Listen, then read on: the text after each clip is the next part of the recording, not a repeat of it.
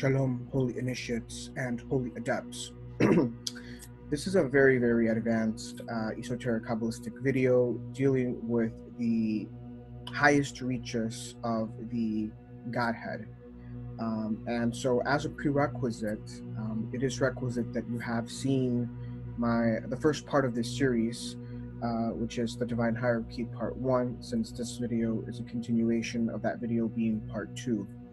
Now, we have to understand that the vast majority of Christians and Jews, we're talking maybe here, 95% of Christians and Jews don't have a full comprehension and understanding of the entire Godhead and the divine hierarchy. Their conception and understanding of God is very, very low and very, very limited in nature and scope. And so what I'm going to be discussing in this video is aspects of the Godhead that are very, very high. These aspects of the Godhead are the highest aspects of the Godhead. And so it is requisite for this video that you at least have a general understanding of this of the Godhead. That is, you have a skeletal understanding of the Godhead in general, which part 1 of my series will very well elucidate. So with that said, we can begin. I want to begin first with some rudimentary concepts on the general forms of theology, right? We have polytheism, which is generally defined as the worship of many inferior Elohim. Elohim, again, being here with the small e. We then have monotheism, which is a form of theology that the uneducated and uninitiated fall under, right? According to the vulgar and laity amongst the 3 major religions, right, they fall under monotheism. They define monotheism as the belief that there is only one El, or one God. Okay, and well, we as initiates and adepts know that this is very silly, very foolish, but most importantly, a very, very ignorant, and we might even go as far as to say stupid statement to make. Okay, then we have the most advanced and true form of theology, which is henotheism, which is what we initiates and adepts fall under, which is the construct or theology of the true holistic Qabbalah, okay, which is the original theosophy of Adam and Abraham and of the true El, okay? And essentially, henotheism is the worship of many superior Elohim as one mystical monad, okay? Understanding also the existence of other inferior Elohim as well, okay? And this telistic monad includes Ein Sof, the Ten Sefirot, Mashiach, and everything in them and around them. This is what the whole divine hierarchy is all about. The Godhead is a very holistic, comprehensive, and complex structure and entity, okay? And that is what the esoteric Kabbalah is all about. It is about understanding this very complex sentient organism or entity that, is the Godhead, which includes all of these attributes, all of these entities, but which in essence, even though there is a plural aspect to them, at the same time, they are singular, they are one, they are a monad. Okay, and again, this is all part of the very advanced paradoxical nature of the holy mysteries. Okay, so then with this said, you should then very easily understand why monotheism is for the uneducated and uninitiated. Okay, so now we can begin with Ein Sof. I know I covered, in part 1, I covered Ein Sof very briefly. That is because as Kabbalists, we don't want to spend too much time speaking on Ein Sof because we consider it very forbidden to speak on Ein Sof, because in essence we can't really speak on Ein Sof. In true essence, we really cannot speak on him. We really can't say anything of him.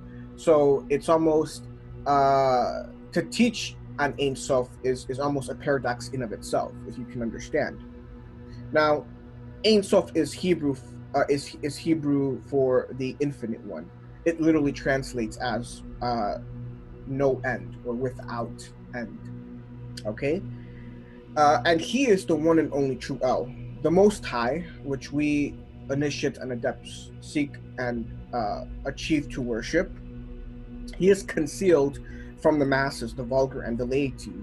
The uneducated and uninitiated Christians and Jews have no conception and no comprehension of Ein Sof and who he is. Okay? He is only known to the most supernal elect, the holy initiates and adepts of the kingdom of heavens, those that have been initiated into the holy mysteries. Okay? Now, of course, nothing is known of Ein Sof because he cannot be known and understood. This is a direct result of his essence and who he is, right? As I said, it's forbidden to speak of him. And this is just by way of definition of his essence, his reality, and of really infinity, as a very advanced mathematical concept and idea. Okay? In reality, he can only be defined via negativa. So holy initiates and adepts attempt to understand and to reach him, more often than not, via negativa. And so most of the time, the best that we can do as holy initiates and adepts is ascertain really some bleak, muddy, cloudy realization or understanding of him. Okay, so the emphasis here is put on the fact that we cannot speak of him, nothing can be known of him, and he cannot be understood. As paradoxical as this entire disquisition may be. Okay, so now I'm going to read certain passages speaking on Ein Sof from our esoteric Kabbalistic texts, right?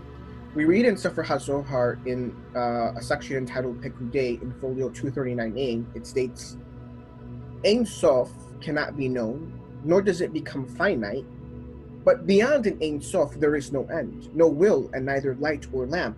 All the lights and lamps depend on him, but he cannot be reached.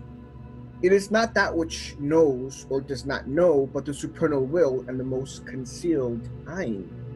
Ein here, of course, signifying nothingness, but also a very loaded Kabbalistic code word, as we will see here shortly. I also want to read a very, very esoteric and most ancient prayer that goes back all the way to Eliyahu. In fact, this prayer is attributed to Eliyahu, and it is found in Tikkun HaZohar in Tikkun number 7, folio 17a. This prayer is known as a very, very ancient esoteric Kabbalistic prayer known as the Tach Eliyahu, which is Hebrew for the opening of Eliyahu. And the prayer begins, I have here just the first paragraph of the prayer, but it's a much longer prayer than what I'm showing here. I'm just presenting the first paragraph of the prayer, which begins, Master of the universes, you are not countable. You are the supernal of all supernals, the concealed of all concealed. There is no thought that can grasp thee at all. You brought forth 10 tikkunim. We call them the 10 Sferoth, to conduct through them hidden universes that are not revealed, and revealed universes. In them you are hidden from the sons of men. You are he who binds them and unites them, and since you are within them, all who separate one from its companion from these 10 Sferoth, he is considered like those who separate thee. So here you have Eliyahu beginning his prayer as being addressed to Ein Sof. Again, demonstrating that we initiates and adepts of the highest orders truly, really seek to worship this one and only true El. Now, I would also like to add as a side note that this is my Hebrew translation of the underlying, well, actually, this is my English translation of the underlying Aramaic of the text. Now we proceed to speak on Ein, which you can see there at the top. And Ein is essentially a code word for the first emanation of the 10 Sferoth, okay? Also known as Kether. And another title is for Kether is the Ancient of Days. Again, we need to understand that the word day is a code word for a sphera or an emanation, and we know that there are 7 days. Okay, each of these 7 days represents a sphera or an emanation.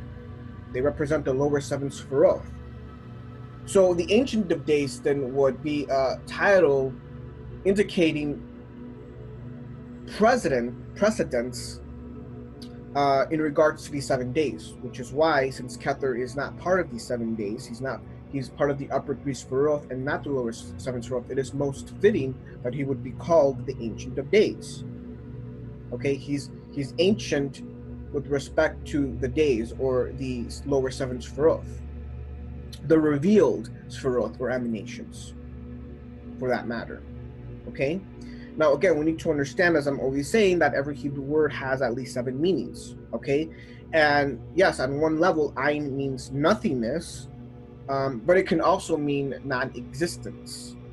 It can also mean not or no, okay?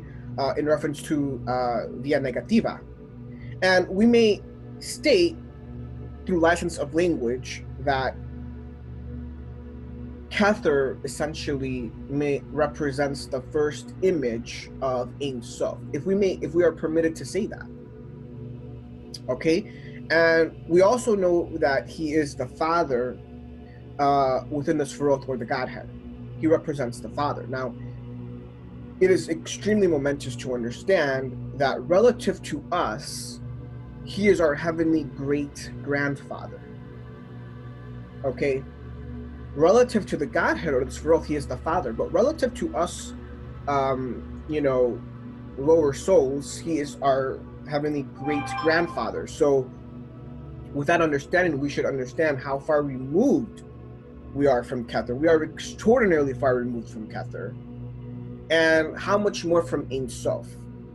This is why it is only those initiates and adepts who are initiated into the highest levels and orders of the holy mysteries can actually begin to attempt, just to make attempts to reach the highest levels of divinity, of the Godhead, which are Ein Sof and Kether.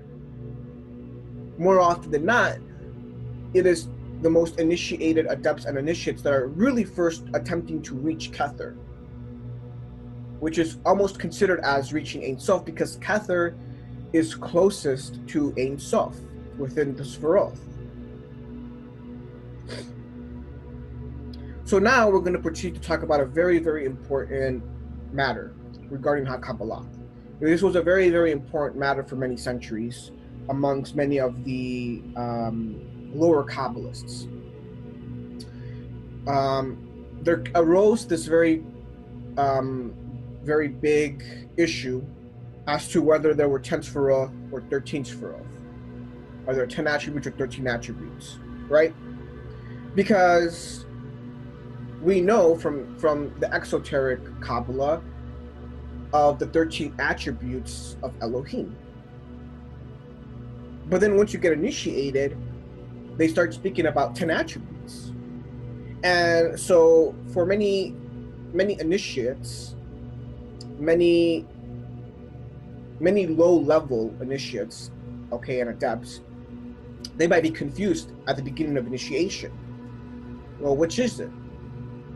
And this is a very, very, very great holy mystery that is only truly understood comprehensively by those who are initiated at the highest levels. Okay? So the question was, are there 13 Sferoth or are there 10 Sferoth?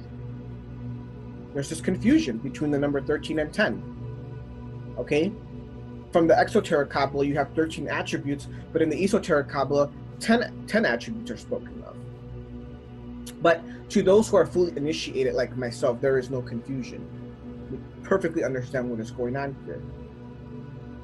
So this leads us into the responsum of a very powerful Grandmaster Jewish Babylonian Kabbalist known as the Rab Chai Gaon, who lived approximately 1,000 years ago. Okay? He was a highly initiated Grandmaster, one of the most highly initiated Grandmasters of the past 2,000 years, who lived in Babel. And he lived in what is now considered modern-day Fallujah, Iraq. And he was a Gaon, called a Gaon because literally he was a genius. Okay? This was a man who was ridiculously highly initiated in all forms and aspects. Okay? Now, it is to him who many of the confused and lower-level Kabbalists send many Kabbalistic questions to. One of them being the one that I have just brought up, which is, are there 10 or 13 attributes? What's going on here with regard to these 10 or 13 attributes? So now I'm going to read to you the response of Rab Chai Gaon to many of these, to many of these Kabbalists who were not fully initiated. He states, the 13 attributes mentioned in the Torah are the offspring and ramifications of the 10 levels called Hasfaroth. These correspond to those with an added 3 concealed heads of heads. If this is unknown to you, it is because it is a very ancient esoteric oral tradition from the prophets. The offspring are the activities called attributes. The roots, called the patriarchs, are the Sfaroth. So here he brilliantly elucidates this matter.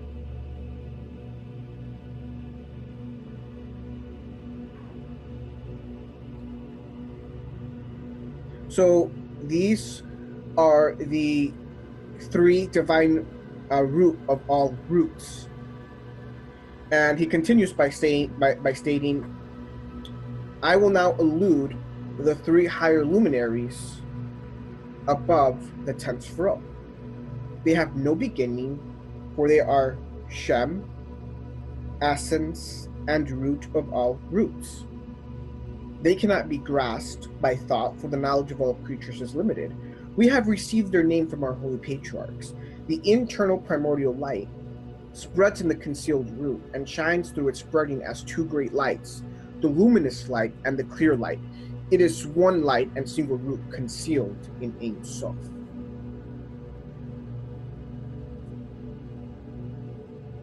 Now, what he is presenting here and explaining here is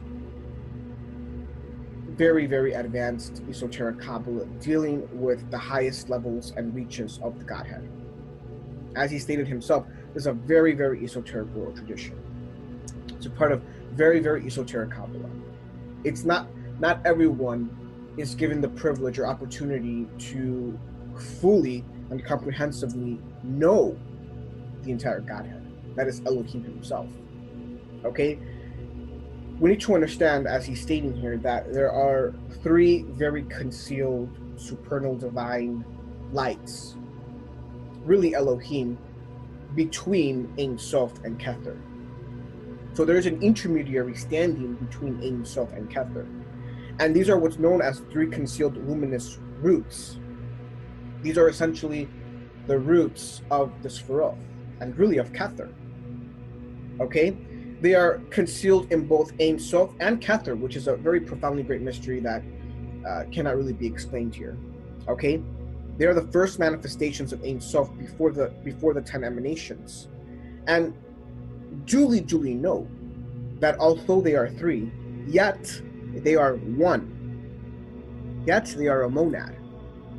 Ergo, what we are speaking here, quintessentially, is the highest form and archetype of the Divine Trinity. As I have briefly alluded to in other videos, there are many forms and aspects of the Divine Trinity. There are many Holy Trinities within the Divine Hierarchy, but this one here is the highest form, the true and only highest archetype, the one and only archetype of all other Divine Trinities that branch out below. And so we read in Sefer Tikkuni HaZohar, in Tikkun number 70, folio 120a, it states, he is the primordial light, the luminous light, the clear light. He is dark before the supernal of the supernals. Again, here we have a very supernal, paradoxical, mystical equation between the plurality and the singularity of these root of all roots. Their names are known in the esoteric Kabbalah as the primordial light, the luminous light, and the clear light. These are their titles, these are their names. This is how they are referred to in the esoteric Kabbalah. So, what I have explained here is some very, very advanced esoteric Kabbalah for those that have already been partway initiated into the holy mysteries, and for those that already have basic conceptions and understandings of the divine hierarchy and the Godhead. Again, we need to understand that this is not for everybody, and that not that practically all, if not most, Christians and Jews, cannot understand this, will not understand this, and don't even have basic, conceptions and comprehensions of the Godhead. So this is very critical and momentous to understand. Shalom, Amen.